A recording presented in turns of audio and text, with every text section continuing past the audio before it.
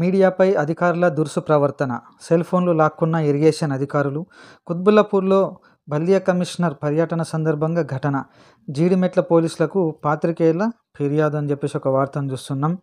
మేడ్చల్ జిల్లా కుత్బుల్లాపూర్ సర్కిల్ పరిధిలో ఇవాళ జిహెచ్ఎంసీ కమిషనర్ ఆర్వి కర్ణన్ పర్యటన సందర్భంగా అధికారులు అత్యుత్సాహం ప్రదర్శించారు. ఫాక్స్ సాగర్ చెరువుకట్ట ప్రాంతంలో కమిషనర్ అభివృద్ధి పనులను పరిశీలిస్తున్న క్రమంలో నాలాపై వెలిసిన అక్రమ నిర్మాణాలపై ప్రశ్నించారు.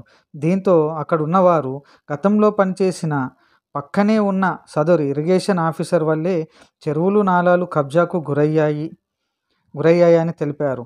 10 ఏళ్ల కిందటే రిటైర్ అయిన సదరు అధికారి తాజాగా మళ్ళీ రావడంపై ఏంటని, విధుల్లో ఎలా కొనసాగుతున్నారని నిలదీశారు. ఈ క్రమంలోనే మీడియా ప్రతినిధులు ప్రశ్నిస్తుండగా ఇరిగేషన్ అధికారులు వారి పట్ల దురుసుగా ప్రవర్తిస్తూ వీడియోలు చిత్రీకరిస్తున్న వారి మొబైల్ ఫోన్లను లాక్కున్నారు. దీంతో కొద్దిసేపు ఉద్రిక్తత నెలకొన్నది.